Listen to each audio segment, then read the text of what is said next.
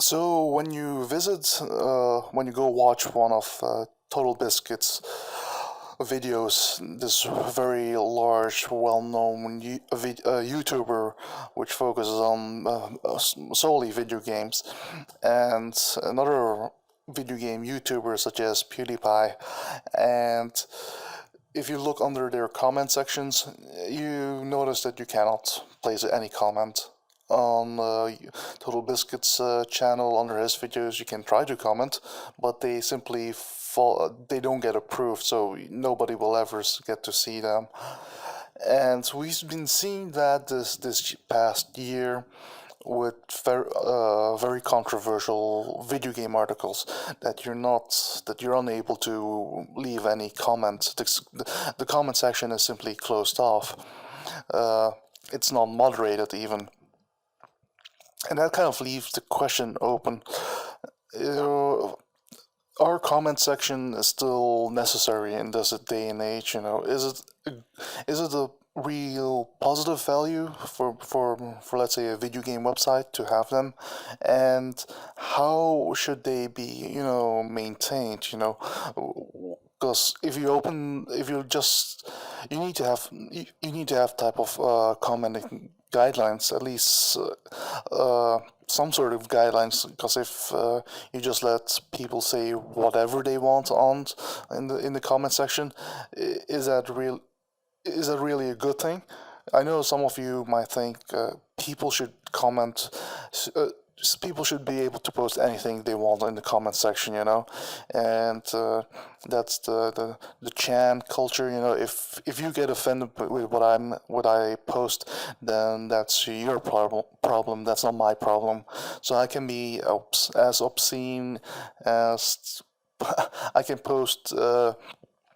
As blatant sexist, racist, homophobic remarks, and if you get triggered, offended by that, yeah, that falls on you. But not everybody comes from that type of online culture, that online, group.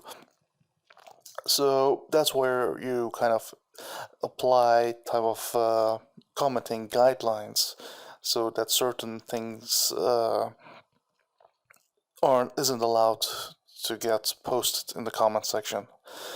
Now, such a thing can of course get tremendously abused, such as any type of vaguely language that's considered offensive, or that's considered as harassment, gets deleted, or these type of comments, they don't get approved. But the problem here is the definition of offensive and harassment has become so absurdly, how would you describe it, sensitive, that, for example, any type of criticism, or that any vocal, colorful type of criticism towards any, let's say, a female developer, let's use that example, will be considered as inappropriate. It's not correct. It's not politically correct.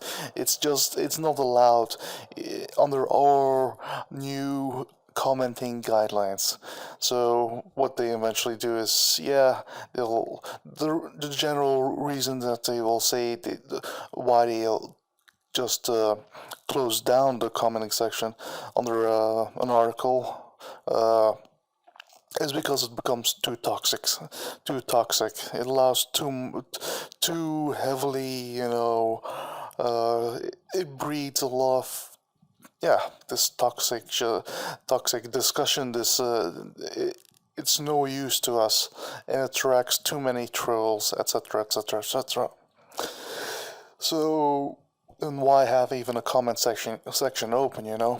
I think having a comment section is always, it should be allowed, because there needs to be a type of dialogue. The reader is supposed to be able to respond back to whatever content, to the content of any article. They need to be able to kind of share their I guess their thoughts with not only with the author of the article, but also with the other readers. I think one of the most interesting things in the to use the comment section is the discussion that's happening between the readers. No, it's not that, but you've seen those comments that goes back and forth, and generally they're having an argument, but nobody wins in the end. So, but that should still be allowed. That's kind of my view. But my view is also from a business perspective is that you cannot just allow people to just rampage in the comment section. So here's how does one goes about to handle this, having a comment section, allowing people to post, but you still have to, regulate it. And here I'm really thinking about, from the business side, the comment section, is that profitable? Is there any type of gain towards the video towards whoever is running owns a video game website or a YouTube channel? Let's apply a bit broader. So what's the gain in fact? So is it traffic? I don't think so.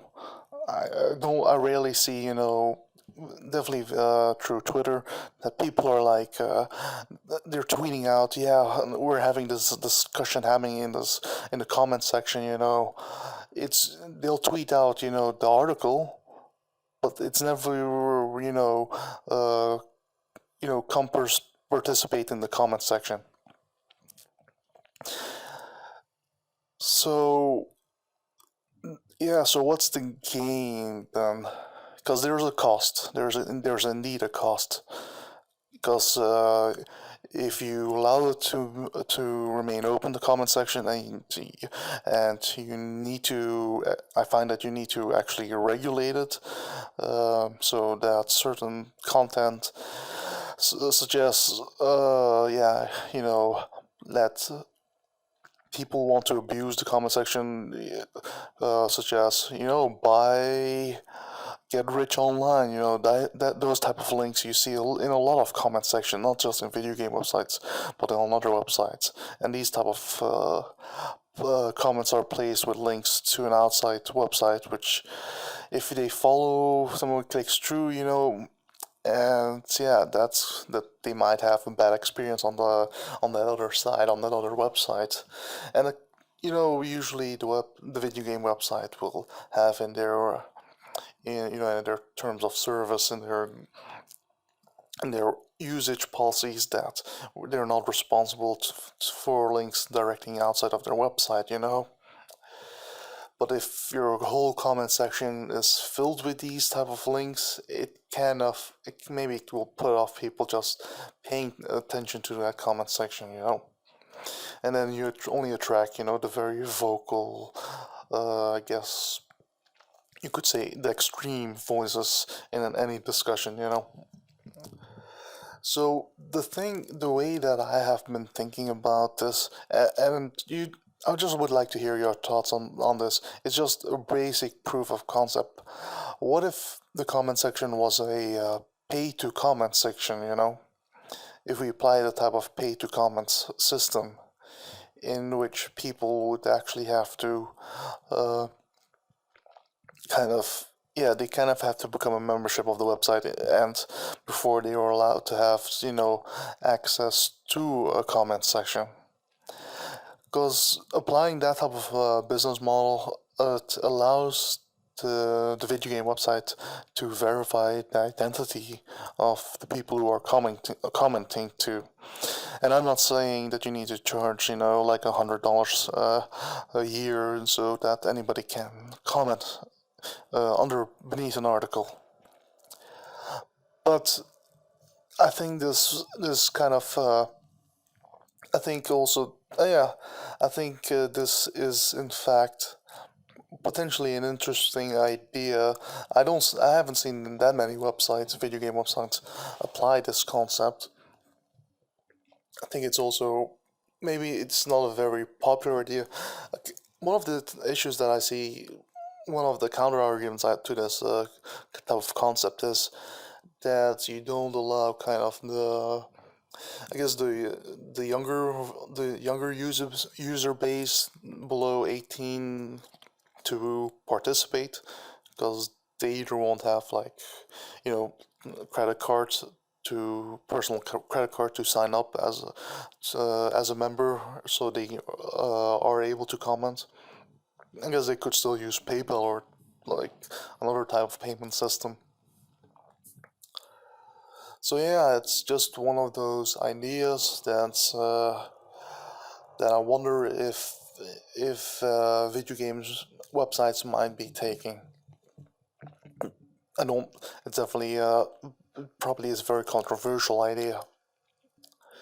I definitely would probably experiment with this to see what the results are. And one of those, I'll end with this thought here, is I think it's something that Koretsky said on on a podcast that he appeared on as a guest a while back. And for those who don't know who Koretsky is, he's a member of the SPJ organization, the Society of Professional Journalists, and he made this very interesting remark about the comment section. Well, his view is that people just should the comment section should always remain open. But the interesting remark that he said is that there should be some type of technical way to only allow comments that are between like a paragraph, paragraphs long, and anything lower than that, like just a few words, just a few sentences, or very long-winded, almost 10-page essay, things like that. And you know, you've seen those comments, or maybe you've made one of those comments under an article. You know, who knows? But those type of comments shouldn't be allowed. And the reasoning that he gave for that was that either the very short comments they really don't add anything to the conversation, you know. Such as, I mean, what's the use? What value does that add to other readers when you read a comment like, "Oh yeah, thanks for writing this great article. Yeah, really learned a lot out of this." And then you have the other type of comments, you know, the very long-winded ones. Uh, the Koretsky stated, yeah, you know, it's much harder, much more difficult to write succinctly 2 paragraphs, to put your thoughts in 2 paragraphs. It's kind of like a tweet, you know, that the commenter has to kind of spend time thinking about what he's going to write, and using a system where he can't write either very short or tremendously long means that they'll have to really, you know, invest some time, some effort, energy into really formulating their thoughts, so people will understand what he's trying to, you know, get through. So yeah, that's just me thinking about the type of just the concept of a pay-to-comment system. It's probably won't be very popular with the ones that are hearing about this, but it's definitely something to brainstorm. It's food for thought, you know.